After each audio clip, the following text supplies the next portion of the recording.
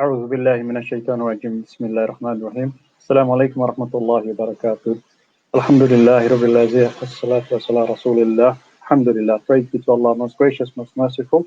Peace and blessings be upon our beloved Prophet Muhammad Mustafa Sallallahu Alaihi Wasallam. This is Brother Abjol, your host for Human Aid, live streaming once again. Every 2 weeks we'll be coming and bringing some of the issues. And Alhamdulillah, today we have a very pertinent issue, which is our Yemen appeal. Inshallah, you are very much aware of the current situation that's taking place in Yemen, and especially with the COVID-19 that's actually hitting that region. So it's a unique opportunity for us to actually remind ourselves the plight of the Yemeni people. You know, they are victims of war, and for not their own cause, but because of man-made disaster of the war. They are victims, and henceforth, many are suffering, and many of us are aware that over 12 million children are affected. You know, the whole community is affected. They are the most vulnerable and the most needy at the moment. The international community has recognized the crisis in Yemen.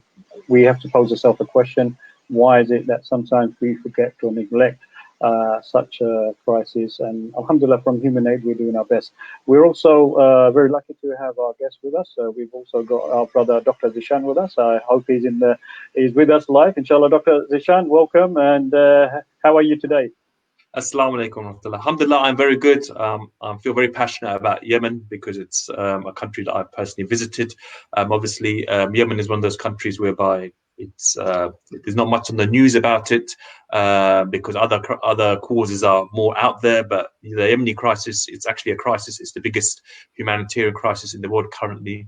80% of Yemenis depend on humanitarian aid, and it's something that I feel very close to. I personally do have friends in Yemen, and it's not a great situation. Maybe we can discuss that a bit later on in the show today. No, definitely. Jazakallah, Dr. Zeeshan. I know you're very busy and tired with some of the work that you do, but alhamdulillah, it's very, very, very nice of you to be with us live, and especially to all our Facebook Live viewers out there. Thank you very much for coming on. Once again, you can call us. Please do engage with us. Call us, or you can message us. We will read the messages out for you as well.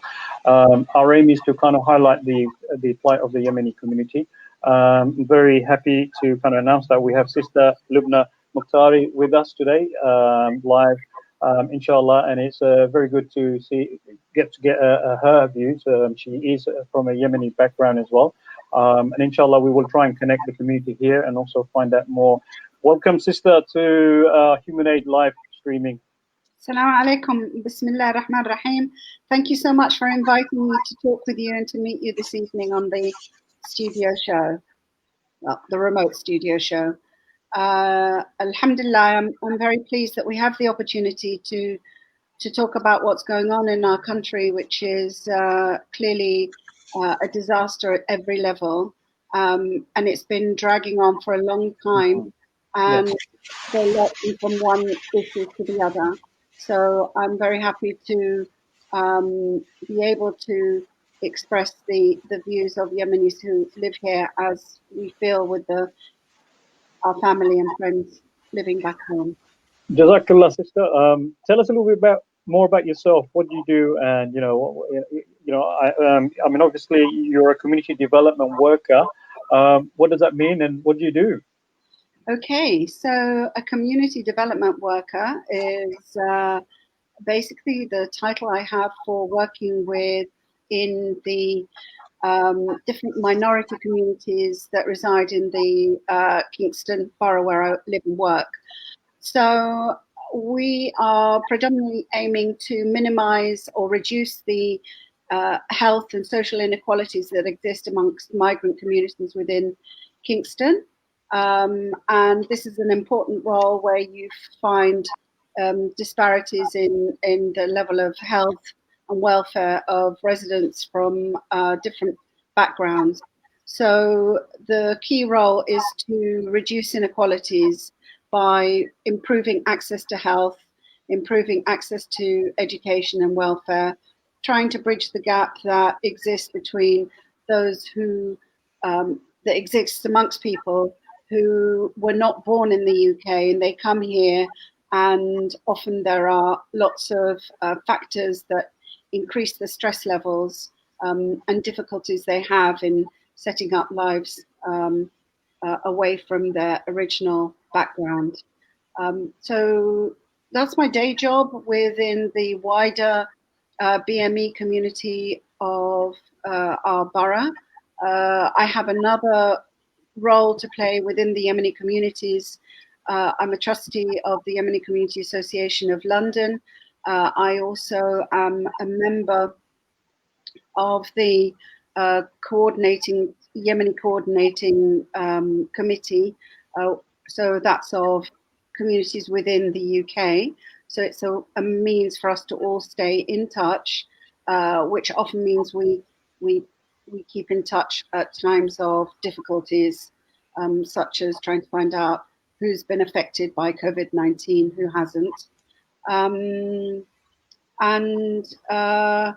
We also have our own NGO related to Yemen work, and also local community development.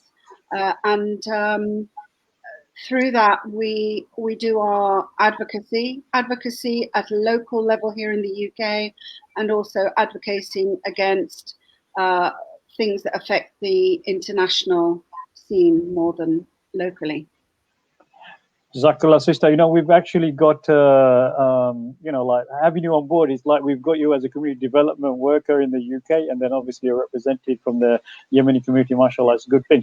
Let's come to Dr. Zeeshan. Dr. Zeeshan, I know I've heard you're very fond of Yemen, and tell us, how much you know about Yemen. I've got an indication that you've been traveling around in Yemen. I mean, how were you doing that if there's war going on? Okay, alhamdulillah, this was before I was a doctor. I spent a few months in Yemen learning some Arabic, and people ask why I went to Yemen, because I heard that the Yemeni people are very simple people, very decent people. So I thought, let me go to Yemen to learn some Arabic. This was in around 2006. I went there, and I had a fantastic experience. I lived in Sana'a, which is the capital. And Sana'a is a mountainous type of city. The weather is very cool. There's a nice breeze there. The people were very lovely, very simple, and I've only got fond memories. So obviously, with Yemen having this crisis, it's it's really troublesome.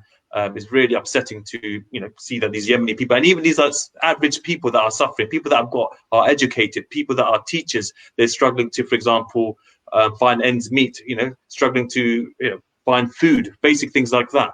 And I still have a couple of friends of mine in Yemen who I message via Telegram and WhatsApp, and they do send me information that look, the situation here in Yemen is not great. They're too shy to ask for humanitarian assistance from me or ask me for money, so that's a credit to them as well. They don't ask or anything like that.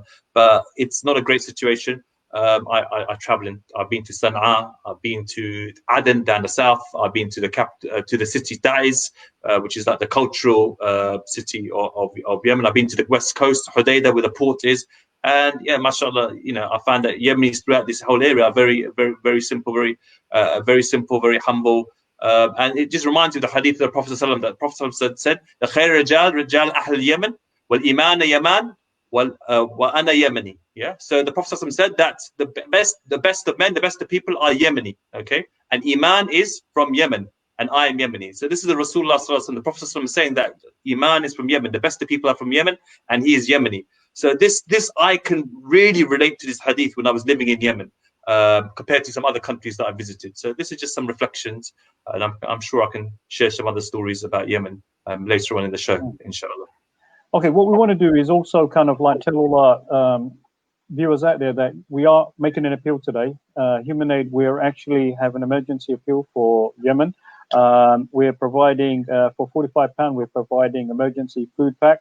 So what I've done on the stream, I've actually given you the link. So those of you who are live watching, you can go on our live streaming and you can see the link. You can actually go on that link and you can donate. You can also donate. Go onto Human Aid webpage and you can donate there as well. So please, please go there and provide that support, inshallah, and do your best in the best way you can. Inshallah, so that's happening. Also, what I want to do is, like, if everyone can also help us to share, the link on Facebook, social media, then we will get more people engaged, inshallah. So, please, my big request to everyone, start sharing, push the information out.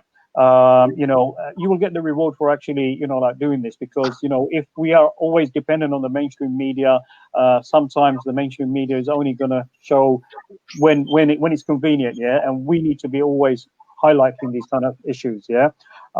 Inshallah, very quickly before we go to our guest speaker, inshallah, let's look at the clip on Yemen, so to give us a bit more information and a background. It is a little bit graphic. I do apologize.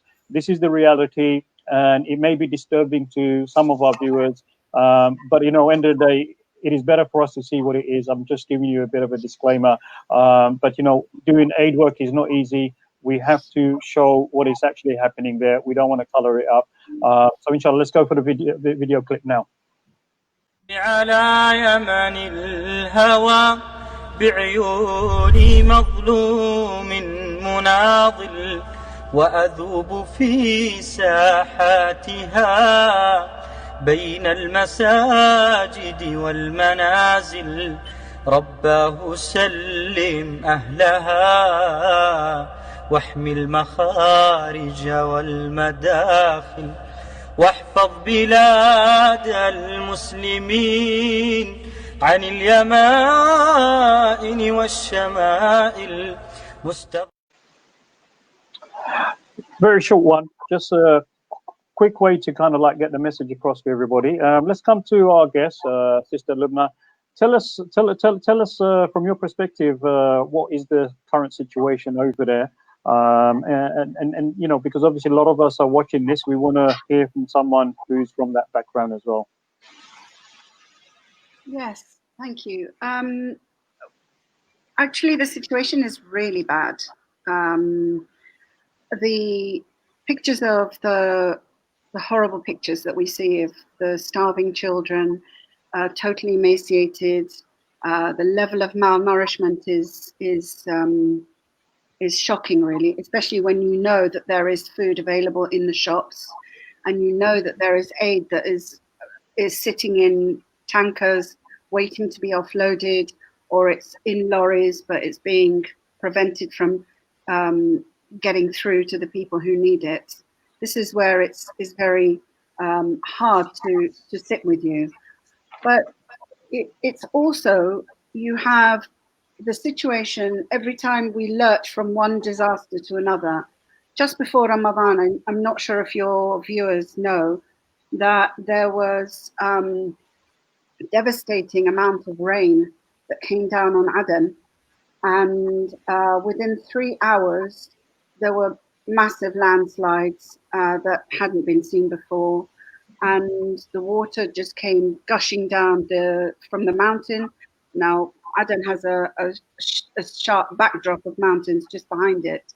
It just came down and came through all the streets, went into the houses, and those scenes that I can still see in front of me are of water chest height going into people's houses and ruining all the rations that they had bought for Ramadan.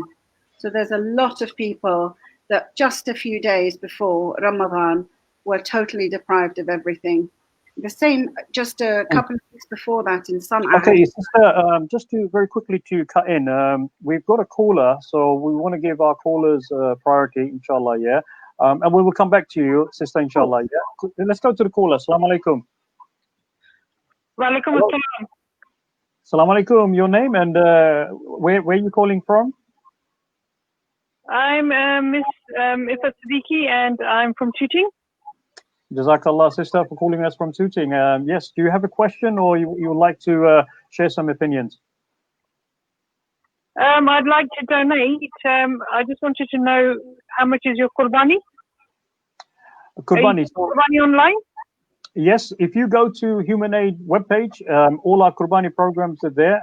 Inshallah, you will see all our programs of all the various different countries. We have Yemen in there as well, inshallah. So if you can make a visit to our webpage, www.human-aid.org, inshallah, yeah, you'll be able to see all our programs on Qurbani. We've actually launched our Qurbani programs, and also we'll be discussing a little bit about the Qurbani as well.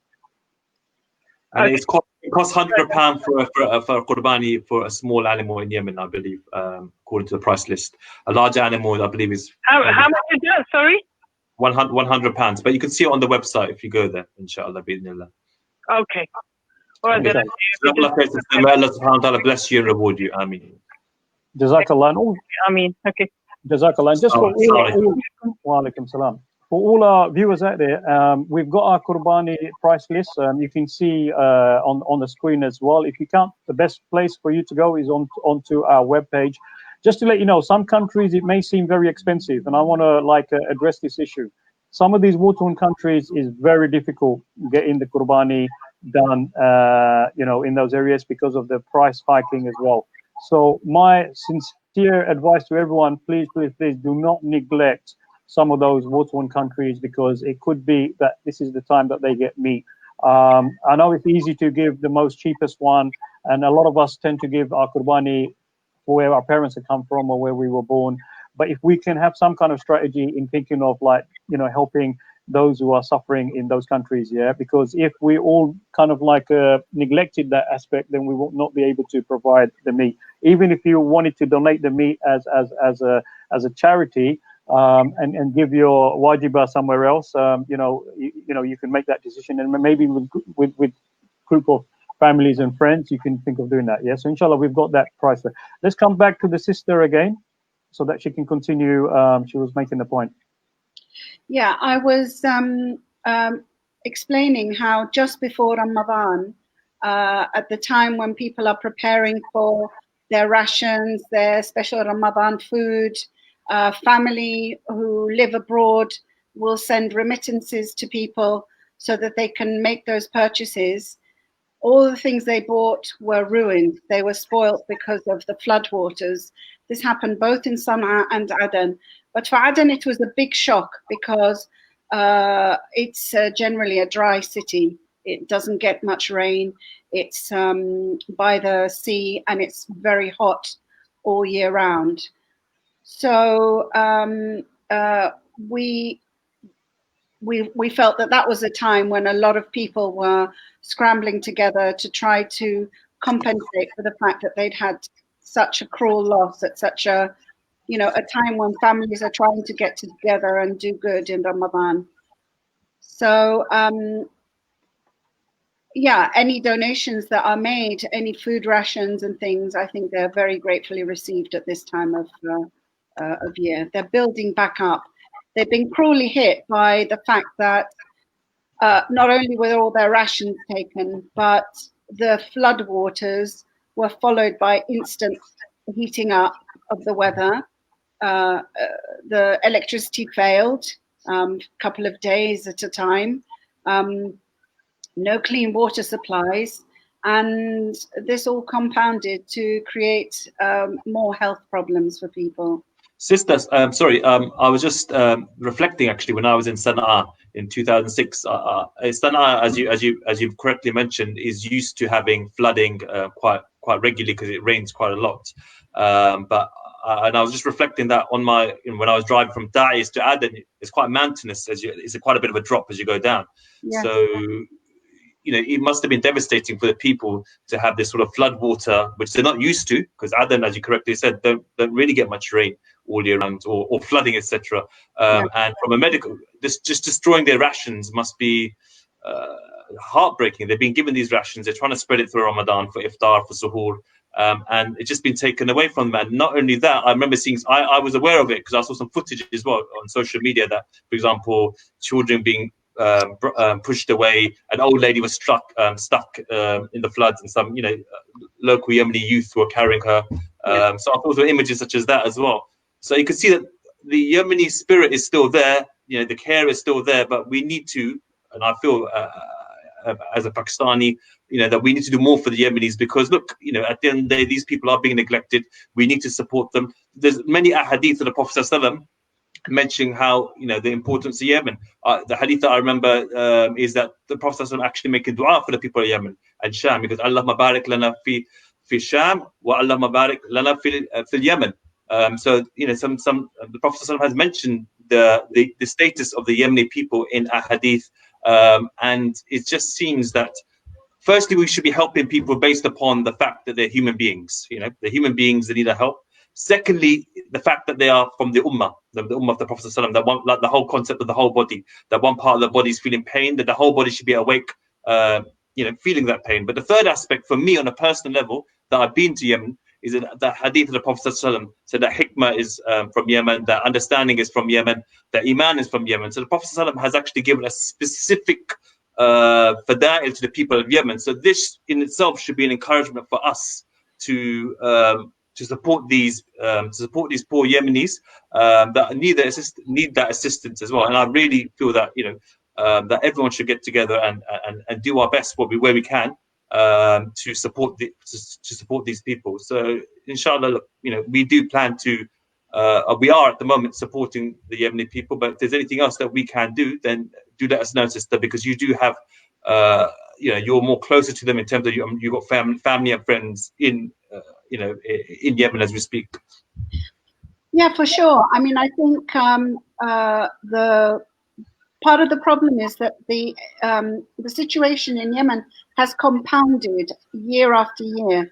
So by the time the revolution took place in the Arab Spring year of 2011, already there had been decades of neglect happening. This is historical and political, and it's a subject on its own. But the country was arguably in the south was in decline, and this is why when the floods that I talked about happened in Aden. Part of the reason why the floods affected the homes so badly was that the storm drains were just full of rubbish that was backed up.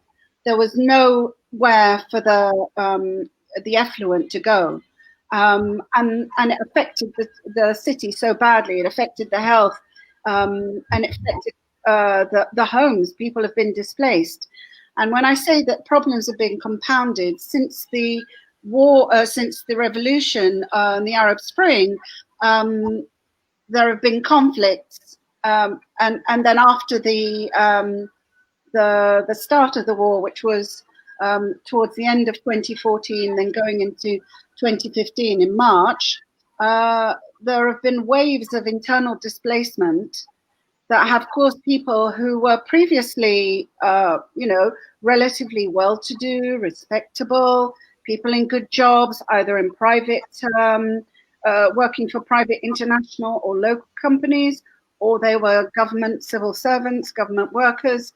Those people were in the past the ones who supported the local poor people. So not only were like the diaspora communities, so for example, the Yemenis of the people of Yemeni origin, like myself, and the other Yemenis who live in the UK, but also in America, in Canada, in other parts around the world.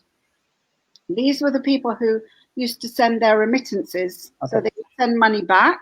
Jazakallah, sister. We've got another caller, so let's go to the next caller, inshallah. Yeah, we'll come back to you. Assalamu alaikum. Next caller. Hello, assalamu alaikum.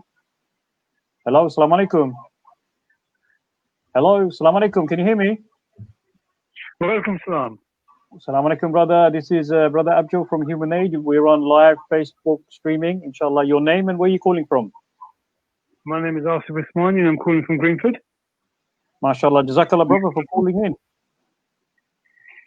Yes, I mean, I'm glad that someone's actually taken it on board to put this on the map with regards to Yemen. It's sad that in the current society there's a famine still going on, which isn't created by nature, but it's actually created by man. And I will be encouraging my family and friends to make the Qurbani in Yemen for that appeal. No, Jazakallah, yeah. Be successful in what you do. Jazakallah. You're saying that a lot of people, obviously there's limited exposure to the Yemeni crisis at the moment. Is that a common feeling in the Yemeni community that the crisis of Yemen is not actually equally shared? I mean, do you have a perspective on that? Not of the Yemeni community, but just in general. I Okay. think everything's been has been clouded over with regards to a war-torn country that literally has nothing. It's a poor country. If it was oil, then people would want to know. Brother Asif, are you Yemeni, or are you? Have you been to Yemen, or do you have any Yemeni friends? I have been to Yemen. I've been to Sana'a. I've been to Yemen. It's a beautiful country. Well, it was until they tore it apart. I went a few years back when it was safer to go. Well, inshallah, let's pray so that we can go back and visit the country. I mean, I've never been to Yemen, and after hearing everyone's positive comments and feedbacks how Yemen was before, I mean, let's pray that we can get back to that state. Inshallah, jazakallah, brother, for your support and calling us, and please do make the qurbani, and also please do support Human Aid, because we're doing our best to support victims of war and people who are being oppressed around the world, inshallah. Yeah, so, once the war does settle down, me and you probably can fly out there. I can introduce you to some of my friends, and we can obviously go on the ground and do some more aid work. Obviously, the plans are to set up some field offices in the different cities for Human Aid. So, inshallah, once things start to settle down a bit and it's safe to fly out there, then we'll go out and do the good work, inshallah, bi'idhnillah. Inshallah. In the aim which you wish to achieve. Jazakallah, brother, for your time. Please, do your best to kind of support us. We come live stream every 2 weeks, inshallah. So we'll send out the messages, inshallah. So we want to engage with people. We want to bring these issues to the forefront. Jazakallah, inshallah. Let's come back to the sister. She was trying to make those points again, inshallah. Alhamdulillah, I think it's very important that efforts like this, like you're bringing bringing attention of people to what is going on behind the headlines. It's not just all the headlines. There's a whole human face and human factor of what's happening to families. The situation in Yemen has, for no good reason of their own, no fault of their own, families have been displaced. They've been financially ruined. They can't help themselves, let alone the poor people that they used to help before. So people who were salaried, so like government employees, they've been asked to work for 6-12 months without salary. I mean, could you work for that length of time and not feel the pinch? The sort of thing that, these are the people who have become reliant on, the first thing they do is they can't give charity anymore. And then they become reliant on donations. So the war has been very destructive in every aspect. It's apart from the bombings and the destruction of infrastructure, literally bombing the fabric of the buildings themselves, but also not providing. So, for example, how can you run a hospital without the consumables? How can you run COVID-19 wards without having PPE, basic PPE? I mean, all these provisions are just not there. But I think the financial aspect, what has brought Yemen to its knees most quickly was the fact that it's kind of like the financial side of things. When people's salaries weren't being paid anymore, the poor themselves had no support internally. So that's why we very much appreciate and want people to continue donations through especially the Muslim charities, which have very good links with organizations that work on the ground we always encourage work with locals. Those local people will work from the heart. They know where the money needs to go, what the help is that needs to get there, how they're the ones who know how to, the ways in which to get help to where it's needed. And I would definitely support your work in that. No, definitely. We will work with yourself as well. Now, the key thing, very quickly, just to highlight as well, COVID-19. There's a big issue of COVID-19 now. Can you make the distinction how COVID-19 is having an impact? Obviously, we know a lot of malnourished children, mothers are, are victims. We from Human Aid we have done like baby milks as well, and that was very popular in fundraising. COVID-19, what kind of impacts the communities are facing now in Yemen regarding COVID-19? Okay, so in Aden, I know from friends or family that people have been taken to the hospital and they've just been turned away. Said, sorry, the place is closed, go home. And they go home and either they try to go to the villages to escape the virus, or they stay at home because there's nowhere else to go and they die there. There's very, very poor means of diagnosing. So there's very little testing. I think MSF are the only ones that have a COVID-19 testing and treatment facility, and that's overwhelmed. Other than that, most of the healthcare that's there is unable to cope. So assistance, the medical assistance is very important to bring. A lot of deaths are going unclassified as COVID or not COVID, because as soon as somebody passes away, the tradition is to bury them. Are extremely busy at the moment. But even them, I feel awful. Even they're digging graves, they're not wearing masks, they've got no protection. So the COVID-19 is a disaster, but we have plenty of other disasters as well. We have malaria that took over once when we had all that stagnant, rotten water and high heat. So there was you had cholera as well, a big issue of cholera as well. There's cholera, and there's also this thing in Arabic we call it al-mukarfis. Al-mukarfis is something that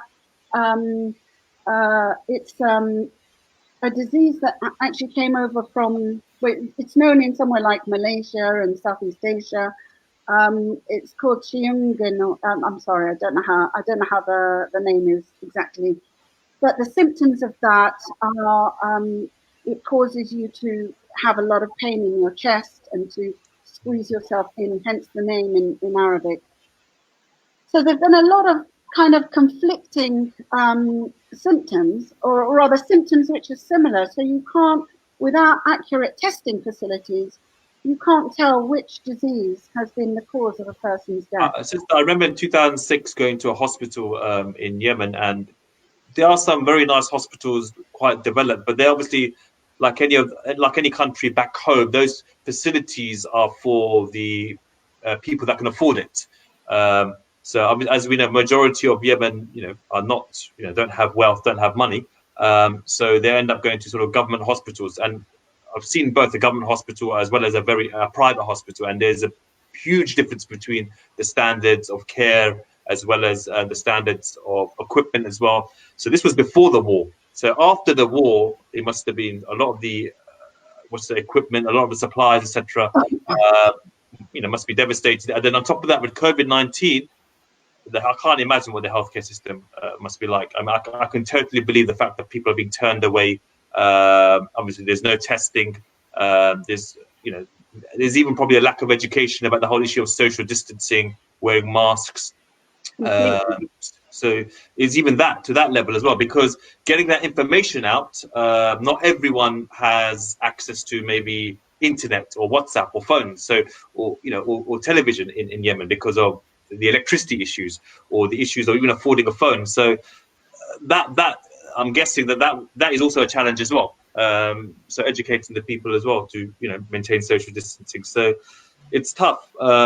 in that respect. And also, what resonated to me, the point you made earlier, that a lot of the what we call the middle class, the civil servants. A friend of mine's a civil servant, and I've got another friend who's a teacher, actually in Sana'a. Before he would be able to support his whole family. He'd live in Sana'a, but support his family in the village. I don't know which village he's from, but now you can't do that. So it's not a great situation at all for the people of Yemen. Once again, I would say we need to support these people wherever we can, making dua for them, but we need to put our money where our mouth is. We need to, whichever charity that's out there, whichever cause that's out there, it doesn't have to be just for human aid, but there are many causes out there that we trust, that we should give and try to support the people of Yemen, inshallah, bi'idhnillah. Yes, I just want to kind of discuss a little bit more about what we can do from the UK. Obviously, the Yemeni community, and it's really good that you're on some of the boards. You've got a lot of connection with the Yemeni community. We hope that from human aid perspective, we're able to kind of work closely so that we can also highlight your issues.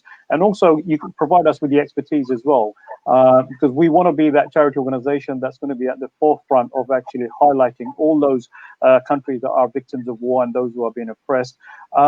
So, I mean, just to give you one example, some of our donors, they approached us and they kind of, want to do things. They want to fundraise for Yemen. We've got a group of brothers from one of the local areas. They've come together and they want to actually do a mountain bike challenge and raise some money for Yemen as well. I mean, what would your advice be in ways that, the communities can engage, because it actually brings people together, it highlights the issue.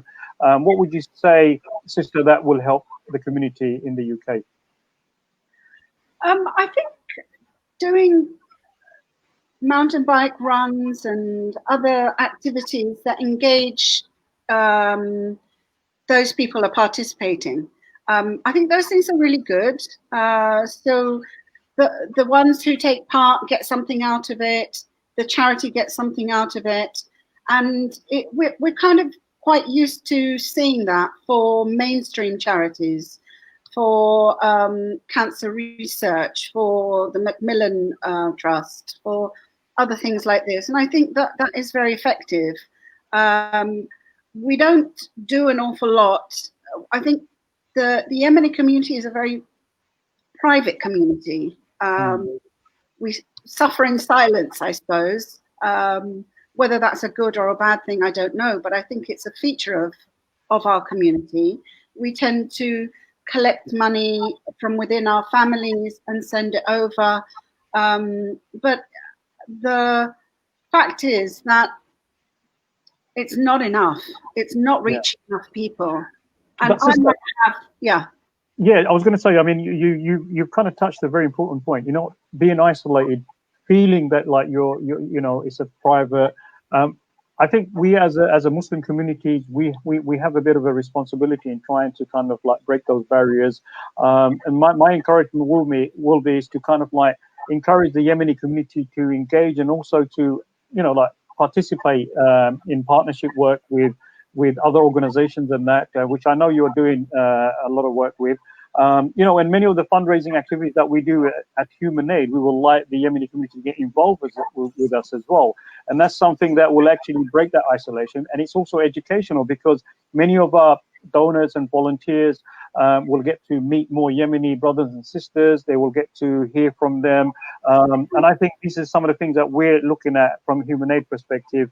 With all our war-torn countries, all the communities that kind of reside in the UK, we just want to have more engagement. I know you're a community development worker.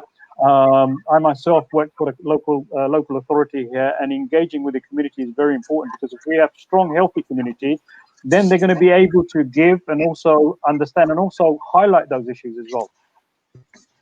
Yes, I absolutely agree. I think some of the communities are more proactive.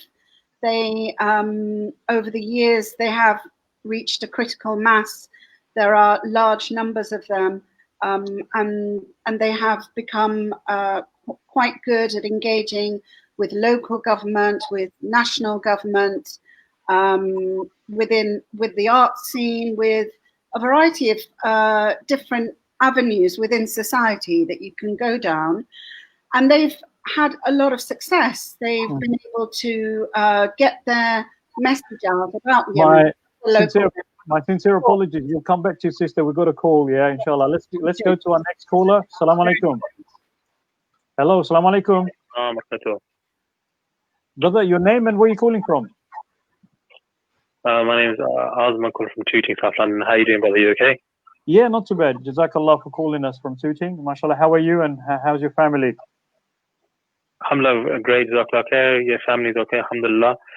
Family's very good as well. Alhamdulillah. Yeah, very good. Jazakallah okay. Do you have a comment, a view on the discussion that we're undertaking now at the moment, especially in regards to Yemen? Yeah, I mean, I just wanted to just give my experience first and foremost. May Allah bless and reward you all. May Allah keep your attention pure. It's obviously a very important cause, very dire need.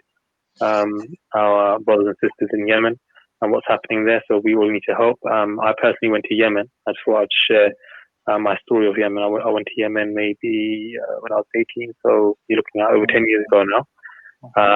So my brother, he was learning Arabic there when it was, so we went there as a family, me, my mum, and I think it was my sister. We went for a couple of weeks, something like that. And what really struck me was the people there.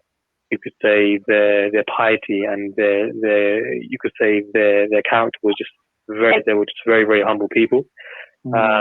Compared to other Arab countries that I went to, or other, Middle East countries that I went to, if you like. Very, very nice people. And what struck me was that it's quite interesting that everybody seemed to be praying.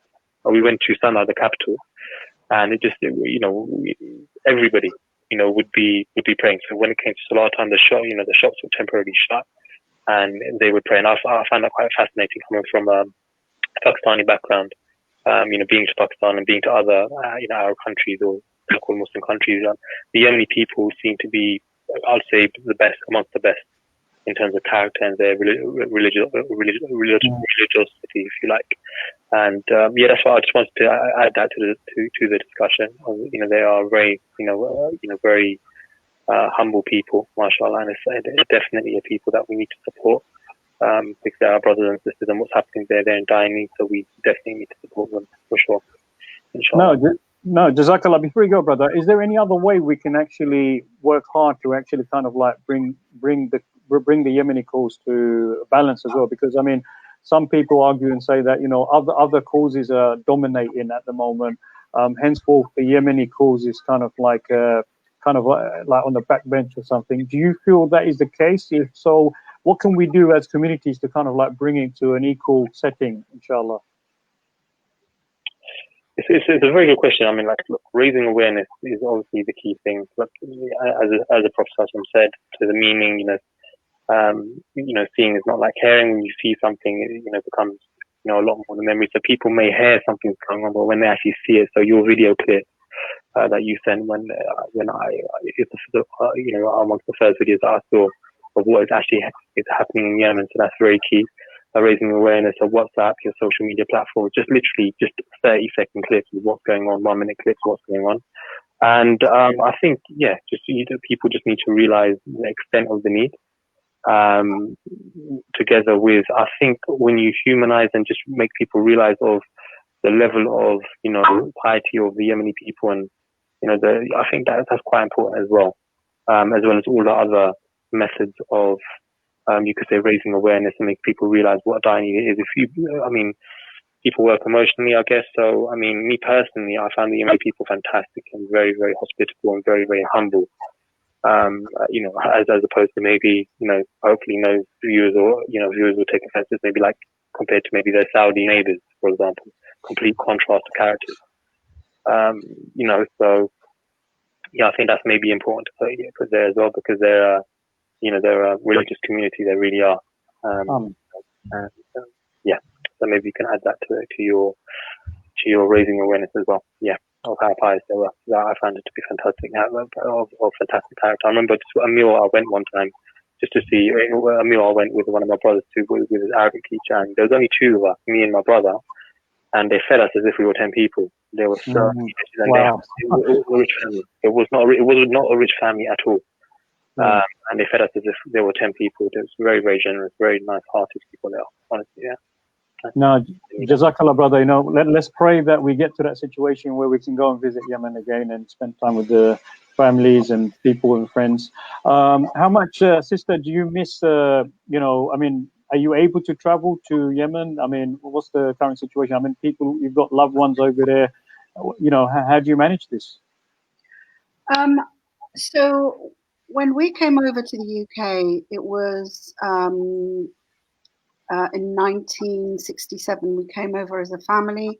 When the British left Aden, there was a period of instability, and we came over for temporary, should we say, for temporary refuge.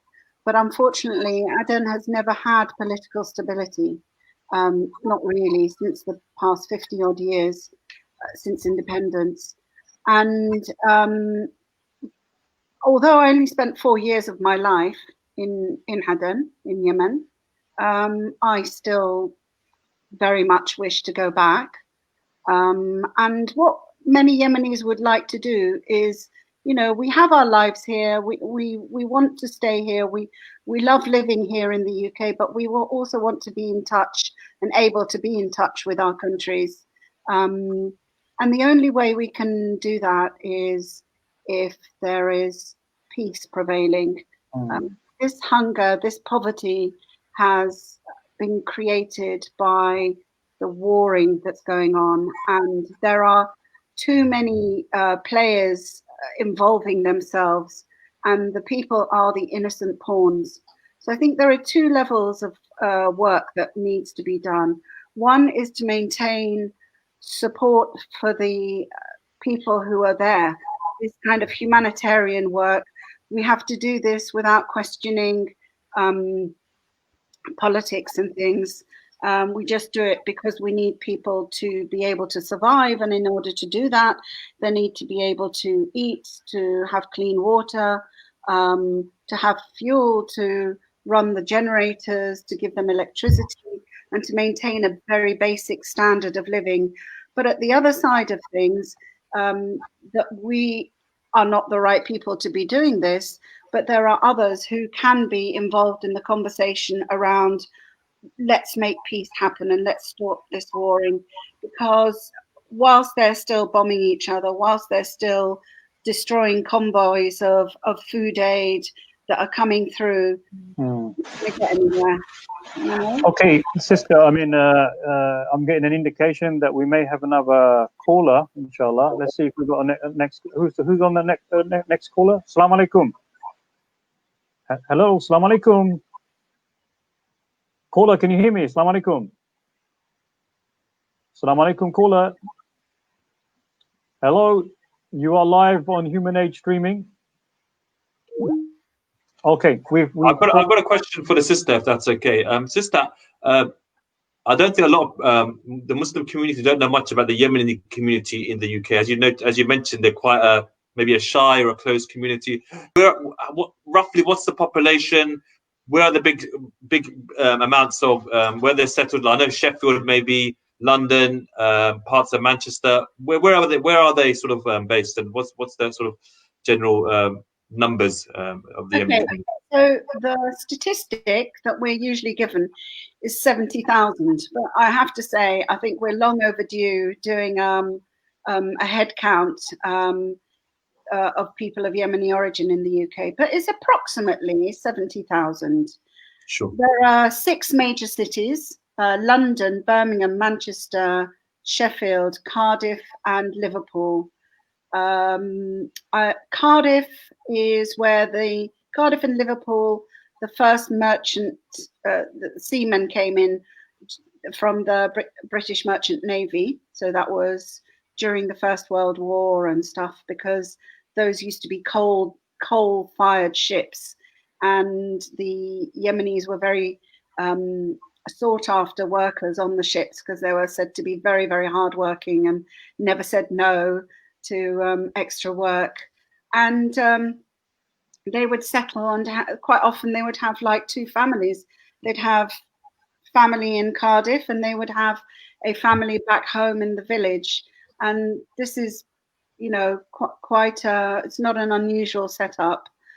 In the UK, I'd say Birmingham is the largest numbers. and there are several community associations. And then you have Liverpool. That will probably be the next one.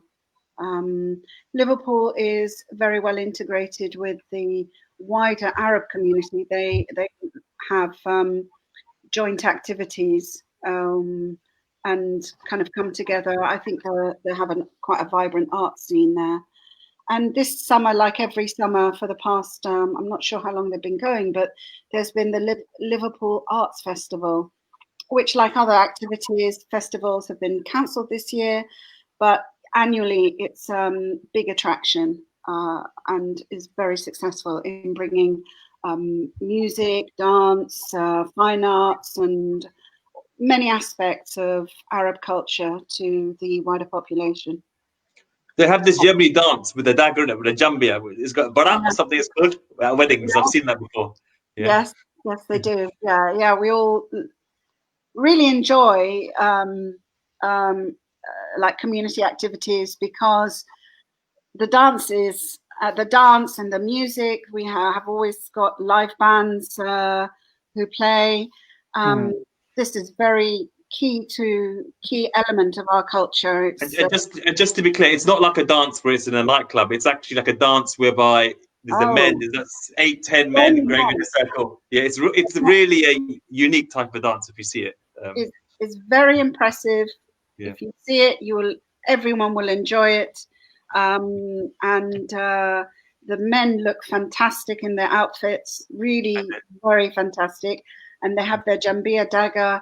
And I would love to, we in the Yemeni Community Association of London tries to do more of these and open the Yemeni culture out to the wider Okay.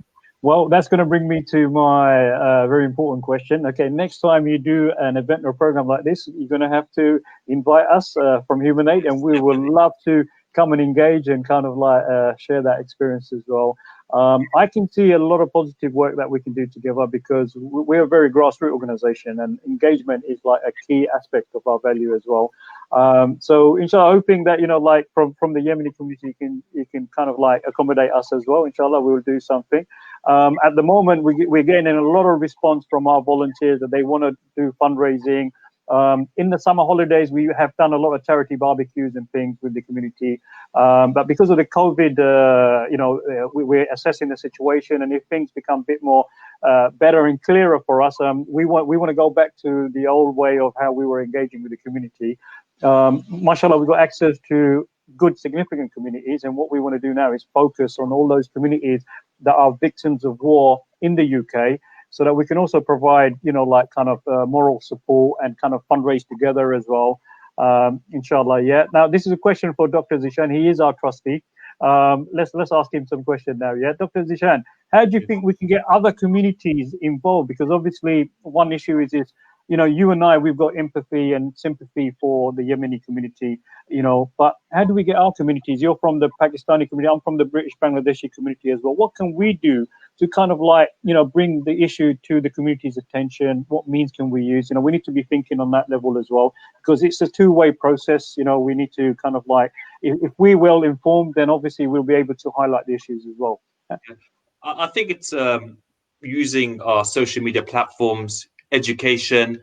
I've been to Yemen. I've got Yemeni friends. It's just having that one-to-one discussion. That I think the best way you can raise awareness is speaking to people about it. Because the news, it may be in the news for a day or two, and then it's forgotten about for a whole year or 2 years. So I think it's really important that we engage with people face to face when COVID settles down. Social media, WhatsApp, like the video that Human Aid have produced, produce more videos like that. Maybe the sister might have other video footage or that she might have access to that she can provide to us, so we can also share it. Maybe even have events when COVID sort of settles down. So these are the things that I believe is the way forward. This is the way forward. Maybe even have somebody from Yemen speaking about their experiences in Yemen and on a live stream. I know internet might be an issue and electricity might be an issue in Yemen, so that might be challenging. But I'm sure we can, do things like that to raise awareness and educate the people, because I think, like I said, Yemen is one of those conflicts that have been forgotten, unfortunately. I mean, things like Syria and Palestine, even Kashmir is more on the horizon, but Yemen, for some reason, has been, lower on the pecking order. We need to highlight that a lot more, in my opinion. Inshallah, sister, just to let you know, from Human Aid, mashallah, we've done our best to kind of give equal share to all the war-torn countries that we're working with. Yeah, Gaza, Syria, Lebanon, Yemen, the Uyghur Muslims as well. So these are our key areas. Inshallah, we will not forget those war-torn countries. As everyone is aware, we have Qurbani coming, and henceforth we want to make sure that the people discharge their responsibility effectively. So let's take a couple of seconds to watch our Qurbani program, how our Qurbani is being distributed. And my big kind of like appeal to everyone, please, make some Qurbani, intention for Qurbani for Yemen as well, inshallah. Yeah, let's look at the video now. As the time of Eid al-Adha approaches, many will be looking to fulfill the sunnah of the Prophet Ibrahim alayhi salam. With Human Aid UK, what matters to us is that we help you fulfill this act of worship in some of the most needy parts of our planet.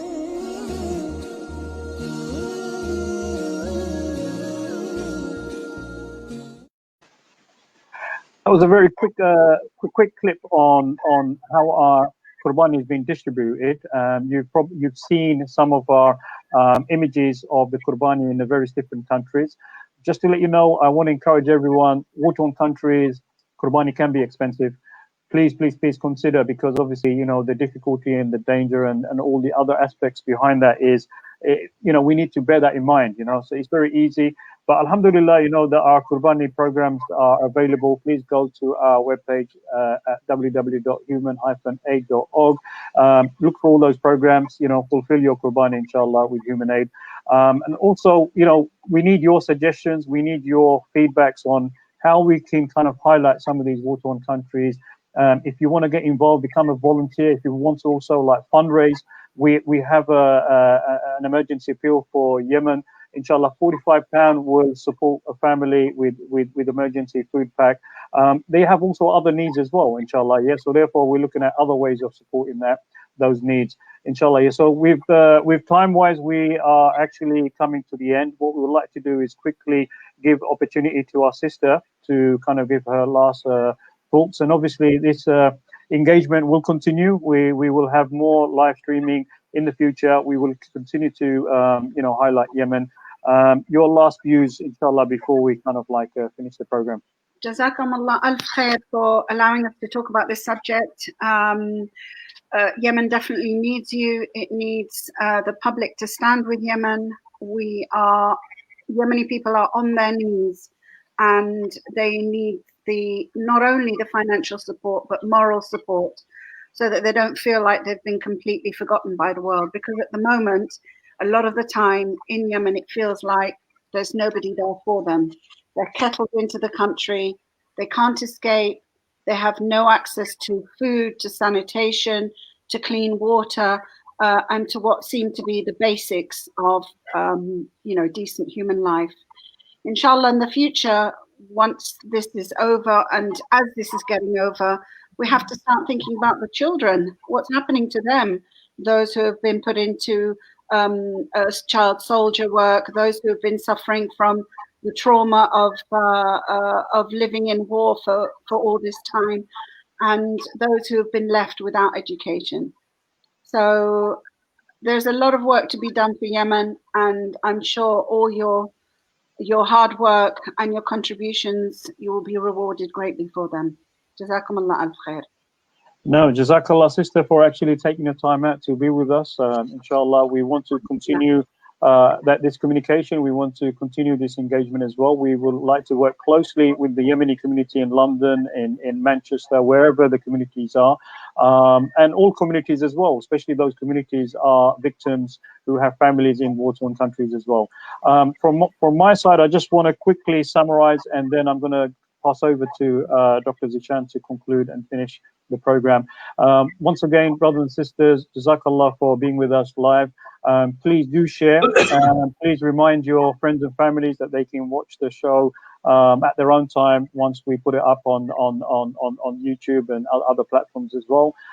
Please like and share, and kind of like encourage others to come on board and come and have discussion with us as well. Yeah, from a humanitarian perspective, we would like to continue with live streaming, because obviously we will get to meet vulnerable guests and speakers just like Sister Lubna and others that we will try and bring on live, so that we can ask questions, we can learn and get that kind of human touch as well. Yeah.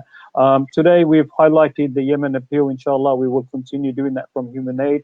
Please visit our webpage, look at our program. Qurbani is also coming very close, so please think about your Qurbani, make intention how you would like to distribute your Qurbani within your family, you know, and bear in mind, and I've kind of emphasized this before, some of those war-torn countries, the Qurbani may look expensive, but they are expensive. They are in a very difficult situation, inshallah. So please, let's not neglect those areas. Let's look at ways of distributing our Qurbani equitably, and in the best way you can with your intentions, inshallah. Yeah. We also have a fantastic scheme and opportunity to get your children involved in the Qurbani as well. You know, inshallah, you know, children can get involved, and as Sadqa Jariyah, they can actually raise Qurbani money and actually make the Qurbani as well under their name as well, or for their grandparents. So there are some fantastic opportunities. Please do go to our webpage. You will see all the information there as well. So once again, from me, I'd like to thank our sister Jazakallah for being with us, and everyone who have taken their time out with us. Inshallah, we will, as a charity organization, continue engaging with the community, and we will bring these news and information to you. Dr. Zeeshan, all yours, brother. No, firstly, Jazakallah khair to the sister, Sister Lubna, for giving up her time on a Sunday evening. Really, really appreciate it. May Allah subhanahu wa ta'ala reward her. Also, like to thank our donors, our supporters, our stakeholders. You know, we launched our Yemen emergency appeal 9 days ago, and alhamdulillah, we raised over £25,000 up to now. We do intend to maybe raise double that over the next sort of week to 2 weeks, and Dhul Hijjah is coming. So please do continue to support us. I'd like to end with the hadith of the Prophet ﷺ, and I mentioned it earlier, and I say in Arabic verse, خير الرجال رجال أهل اليمن والإيمان يمن والإيمان يمان وأنا يمان. So the Prophet ﷺ said, the best of men are the men of Yemen, and belief is Yemeni, and I am Yemeni. So I would like to say today that I am Yemeni and we all are Yemeni. So we need to support the people of Yemen where we can. Jazakallah khair. Assalamu alaikum wa rahmatullahi wa barakatuh.